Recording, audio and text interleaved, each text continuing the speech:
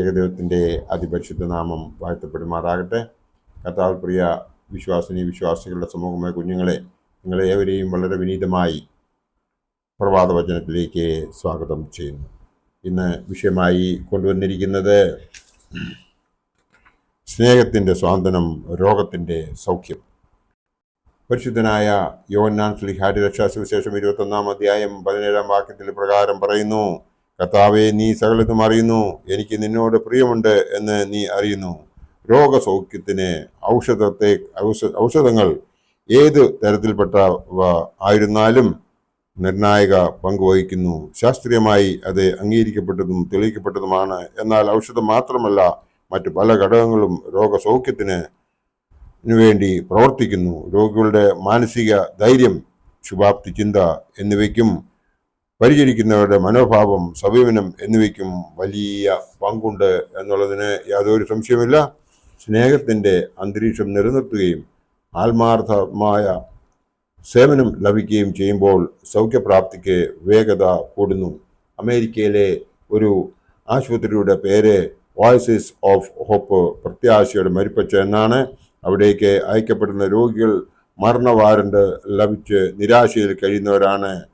ഇവിടെ ഔഷധ പ്രയോഗത്തെക്കാൾ ഉപരി സ്നേഹത്തിൻ്റെ പരിചരണവും സ്വാന്തനത്തിൻ്റെ സമീപനവുമാണ്. ശുഭാപ്തി ചിന്ത രോഗികൾക്ക് നൽകുന്നതിൽ ശ്രദ്ധിക്കുകയും ചെയ്യുന്ന ഒരു സ്ഥലം ആണ് ഈ ഹോസ്പിറ്റൽ. അവിടെ സേവനം അനുഷ്ഠിക്കുന്ന ഡോക്ടർ ഫ്രാൻസിസ്കോ 2 രോഗികളുടെ അനുഭവം അനുസ്മരിക്കുന്നു. ഒന്നാമത്തെ രോഗി 21 വയസ്സുകാരിയായ ഒരു ഒളിമ്പിക്സ് താരമാണ്.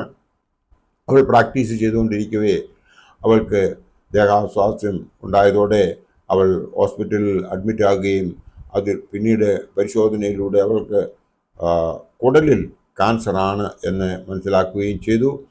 ഡോക്ടർ കുറെ ചികിത്സയ്ക്ക് ശേഷം അവൾക്ക് യാതൊരു ഹോപ്പുമില്ല. 3-4 മാസം മാത്രമേ ഇനി അവൾക്ക് ജീവിതം ബാക്കിയുള്ളൂ എന്ന് അറിയിച്ചതോടെ അവൾ നിരാശയിൽ ആവുകയും അവളെ ഈ ഹോസ്പിറ്റലിലേക്ക് ട്രാൻസ്ഫർ ചെയ്യുകയും ചെയ്തു. എന്നാൽ ആ ഹോസ്പിറ്റലിൽ ചെന്ന് അവിടുത്തെ സാഹചര്യം മനസ്സിലായി കഴിഞ്ഞപ്പോൾ ആ സാഹചര്യത്തിലൂടെ, അവിടുത്തെ ആ അന്തരീക്ഷത്തിലൂടെ അവൾക്ക് ഒരുപാട് മാറ്റം സംഭവിക്കുകയും അവളുടെ ശരീരം പ്രതിരോധത്തിൻ്റെ ശക്തി അവളുടെ ശരീരത്തിൽ കൂടുകയും അവൾ സുഖപ്പെടുകയും ചെയ്ത് പിന്നീട് അവൾ ഒളിമ്പിക്സിലേക്ക് പോകത്തക്കവണ്ണം അവൾ സൗഖ്യം ആയി ഭവനത്തിലേക്ക് പോയി എന്ന് അറിയുവാൻ സാധിച്ചു.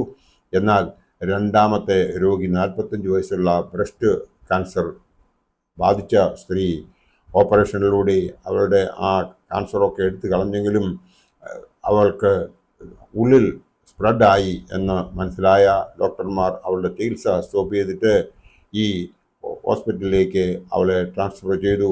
അവിടെ ചെന്നതിന് ശേഷം അവിടുത്തെ സാഹചര്യങ്ങളും അന്തരീക്ഷങ്ങളും എല്ലാം മനസ്സിലാക്കി അവിടെ കൂടെ നിന്നിരുന്ന പരിചാരകരുടെയും അവിടുത്തെ സ്റ്റാഫിൻ്റെയും ഒക്കെയും ആ പരിചരണം മൂലം അവളും സൗഖ്യമായി തുടങ്ങി. ഇതിനിടയ്ക്ക് അവൾക്ക് അവൾ വീട്ടിലേക്ക് പോകാം എന്നുള്ള ഒരു സ്ഥിതി ആയി. കാരണം അവളുടെ രോഗമെല്ലാം മാറി, പ്രതിരോധ ശക്തി അവളിൽ വർദ്ധിച്ചു, അവൾ ഉന്മേഷവതിയായി. ശരീരത്തിൻ്റെ വെയിറ്റൊക്കെ കുറഞ്ഞിരുന്ന അവൾ അതിൽ നിന്നൊക്കെയും കരകയറിയതായി ഡോക്ടർമാർ പറഞ്ഞു. വെയിറ്റ് അവൾക്ക് കൂടി, അവളുടെ നിറം തിരികെ വന്നു, അവളുടെ മുടി തിരിച്ച് കിളിർക്കാൻ തുടങ്ങി. ഇതൊക്കെയും പണ്ട് സന്തോഷത്തോടുകൂടി ഇരിക്കുമ്പോഴാണ് അവൾക്ക് വേറൊരു ദുരനുഭവം ഉണ്ടാകുന്നത്. അവളുടെ ഭർത്താവ് അവൾക്ക് ഡിവോഴ്സ് സർട്ടിഫിക്കറ്റ് വേണ്ടിയിട്ട് ഡിവോഴ്സിന് വേണ്ടിയിട്ട് അപ്ലൈ ചെയ്ത് അതിൻ്റെ കോപ്പി അവൾക്ക് കിട്ടിയപ്പോൾ അവൾ ആകപ്പാട് തകർന്നുപോയി. അവൻ പറഞ്ഞിരുന്നത് സൗന്ദര്യമില്ലാത്ത ഭാര്യയെ എനിക്ക് വേണ്ട എന്ന് പറഞ്ഞ രീതിയിൽ അവൻ അവളെ ഉപേക്ഷിക്കാൻ ശ്രമിച്ചപ്പോൾ അവൾ ആകപ്പാടെ തളർന്ന് കുറേ കഴിഞ്ഞപ്പോൾ ഏതാനും ദിവസത്തിനകൾക്ക് തന്നെ അവളുടെ ശരീരത്ത് ആ ക്യാൻസറിൻ്റെ മുഴകൾ വന്നു തുടങ്ങുകയും അവൾ ഏതാനും മാസങ്ങൾക്കുള്ളിൽ ഈ ലോകവാസം വിടുകയും ചെയ്തു. അതായത് ഏത് രോഗം വന്നാലും അവർക്ക് സന്തോഷത്തിൻ്റെ ഒരവസരവും അതുപോലെ തന്നെ ധൈര്യവും അതോടൊപ്പം തന്നെ പ്രത്യാശയും കൊടുക്കുന്നുവെങ്കിൽ അവർ അതിൽ നിന്നും തിരികെ കരക്കയറും എന്നുള്ളതിൻ്റെ ഉദാഹരണമാണ് ഈ രണ്ട് ഉദാഹരണം ഈ ഡോക്ടർ ഫ്രാൻസിസ്കോ നമുക്ക് തരുന്നത്. എന്നാൽ നാം മനസ്സിലാക്കേണ്ടതായ ഒരു കാര്യമുണ്ട്. പ്രത്യാശ ആ രോഗിക്ക് കൊടുക്കേണ്ടത് ദൈവത്തിലൂടെയാണ്. ആ ദൈവത്തിലൂടെ പ്രത്യാശ കൊടുത്തുവെങ്കിൽ മാത്രമേ അവർക്ക് ആ പ്രത്യാശയുടെ ബലം കൂടുകയുള്ളൂ എന്നുള്ളതിന് യാതൊരു സംശയവുമില്ല. സ്നേഹത്തിൻ്റെ മഹത്വത്തെയും അത്ഭുത ശക്തികളെയും പറ്റി യേശു ക്രിസ്തു വെളിപ്പെടുത്തിയത് ഈ അവസരത്തിൽ ഈ രോഗികൾക്ക് നമ്മൾ പറഞ്ഞു കൊടുക്കേണ്ടതുണ്ട്.